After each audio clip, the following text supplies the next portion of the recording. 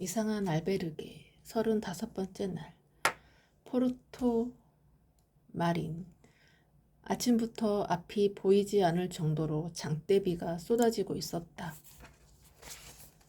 오늘은 길을 나서는 것도 촬영하는 것도 포기해야 할 것 같았다.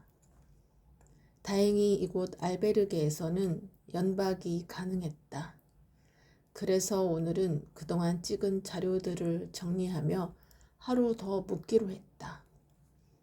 아침 식사를 하러 식당으로 가니 이런 날씨에도 우비를 입고 다음 여정지로 이동하려는 몇몇 순례자들이 보였다.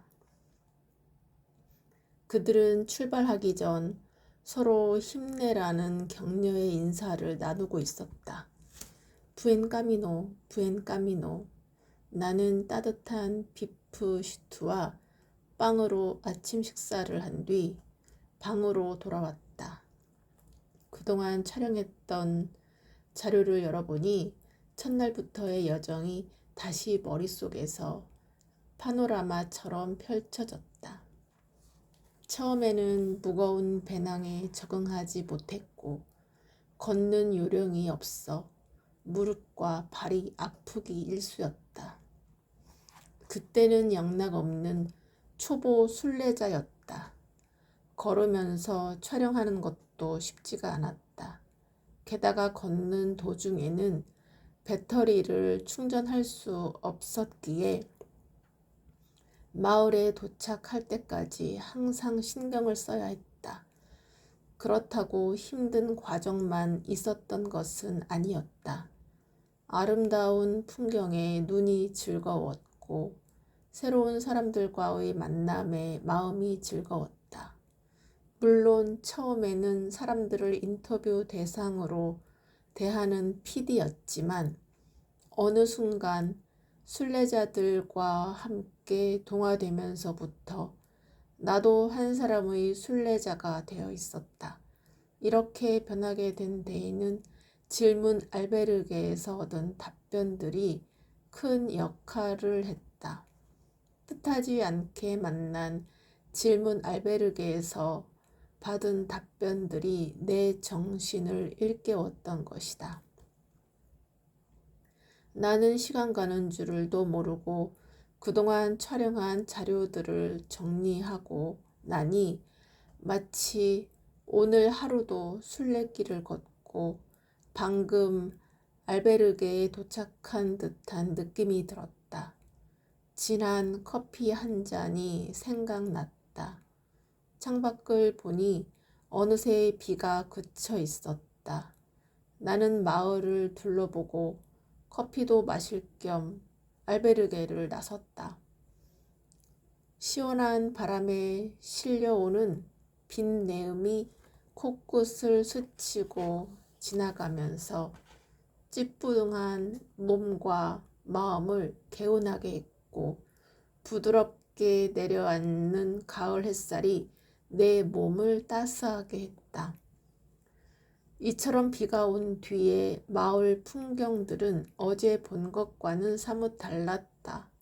나는 산책하기 위해 발길 가는 대로 걷다 보니 어느새 마을 입구에 다다랐다. 어제 건너왔던 다리와 강이 보였다. 한껏 경치를 눈에 담고는 다시 발을 뗐다. 골목으로 들어서서 가다 보니 보도블록들이 예쁘게 잘 배치된 길이 나타났다. 약간의 경사가 진 길 양옆으로는 하얀 건물들이 도열하듯이 길게 이어져 있었다. 건물들에는 저마다 아기자기한 녹색 창문들이 달려 있었는데 그 모습이 아주 예뻤다. 건물 1층들은 아케이드로 이루어져 긴 통로를 만들고 있었고 2층 창문에는 작은 베란다가 있었다. 나는 보도블록을 따라 걸어서 올라갔다. 건물의 베란다에는 알록달록한 색상의 꽃들이 심어진 화분들이 나란히 놓여 있었는데 마치 꽃송이를 뿌려줄 것만 같아서 내가 동화 속의 마을에 온 듯한 착각이 들 정도였다. 내 발길이 통로 끝을 지나자 작은 광장이 나왔다. 맞은편 끝에는 산 니콜라스 성모 성당이 군더더기 없이 네모 반듯하게 서 있었는데 그 모습이 작지만 힘있게 느껴졌다. 성당은 왕관을 쓴 듯한 상단부와 파란색의 작은 창들이 나 있는 중단부가 매우 인상적이었다. 나는 또다시 발길 닿는 대로 걸었다. 포르토 마리네의 건물들은 대체로 하얀 건물들이 많았다. 그때 아담한 카페를 발견했다. 그곳에서 풍겨 나오는 진한 커피향이 나를 자연스럽게 카페 안으로 이끌었다. 카페 콘 레체를 주문해서 한 모금 마셨는데 구수하면서 무겁지 않은 맛이었다. 나는 스마트폰을 꺼내 페이스북의 댓글들을 확인해 보면서 잠시 여유로운 시간을 보냈다. 얼마 후 하늘이 어둑해졌다. 알베르게를 나설 때까지만 해도 가득했던 햇살은 사라지고 언제 몰려왔는지 하늘에는 먹구름이 가득했다. 왠지 다시 비가 올 것만 같았다. 나는 알베르게로 돌아가기 위해 서둘러 카페를 나섰다. 조금 걷다 보니 얼굴에 차가운 감촉이 느껴졌다. 빗방울이었다. 다시 우두둑 빗방울이 떨어지기 시작했다. 나는 발걸음을 재촉했다. 나는 저녁 식사로 스파게티를 해 먹을 식재료들을 사서 알베르게로 들어서는데 체크인 중인 2명의 순례자와 눈이 마주쳤다. 바로 며칠 전 트리아 카스텔라에서 헤어졌던 케이트와 프란시스였다. 그들이 먼저 나를 알아보고는 반갑게 인사했다. 부엔카미노 수연, 부엔카미노, 여기서 다시 만나는군요. 역시 순례길의 여정은 만남과 이별의 연속인 듯 했다. 체크인을 마친 그들은 내 손에 든 식재료들이 담긴 봉지를 보고는 함께 저녁 식사하자고 했다. 우리는 1시간 후에 알베르게 주방에서 만나기로 했다.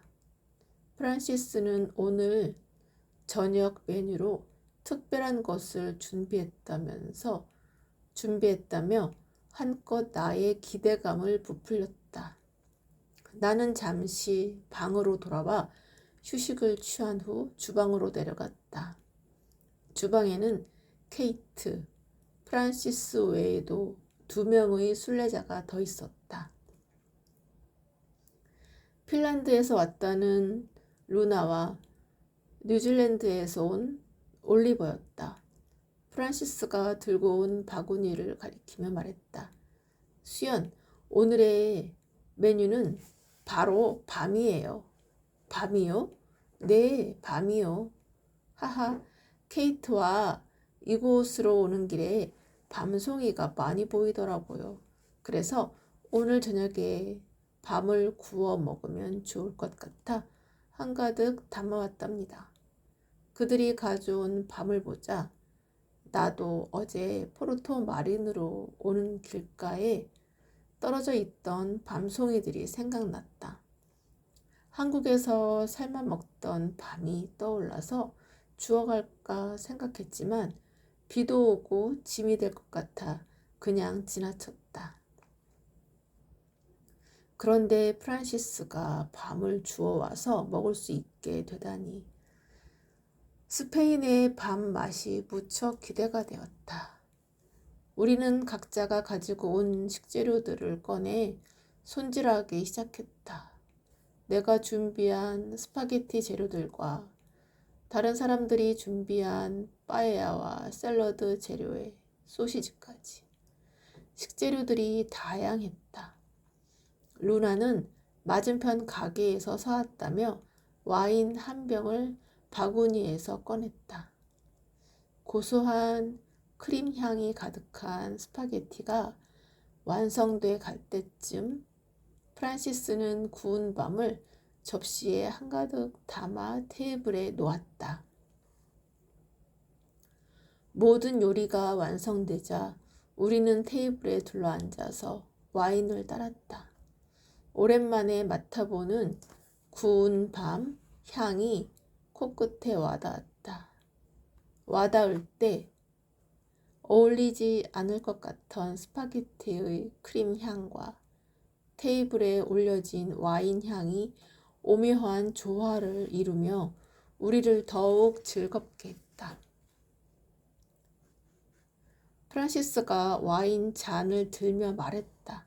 우리는 우리의 100km 지점 통과를 축하하며 한잔해요. 프란시스는 와인을 한 모금 마시고는 구운 밤을 입으로 가져갔다. 나도 와인잔을 한 바퀴 돌리며 향을 맡고 입속으로 한 모금 넣었다. 드라이한 맛이 입안의 미각을 깨웠다. 나는 테이블에 놓인 스파게티와 빠에야를 덜어와 먹었다. 케이트가 와인을 마시고는 말을 했다. 여기까지 온 것이 꿈만 같네요. 처음 출발할 때만 해도 순례길을 완주할 수 있을지 걱정이 되었어요. 그런데 어느새 700km 정도를 걸어 표지석 앞에 섰을 때는 감격스럽더라고요. 저도 모르게 너무 좋아 소리를 질렀답니다. 옆에 있던 프란시스가 말했다. 하하, 케이트가 소리를 질렀을 때 깜짝 놀랐어요. 저도 표지석이 반가웠어요. 그래서 바로 표지석 옆에서 인증샷을 찍었어요. 제 페이스북에 올리려고요. 친구들과 가족들이 페이스북으로 제 소식을 접하고 있거든요. 케이트가 이어 말했다.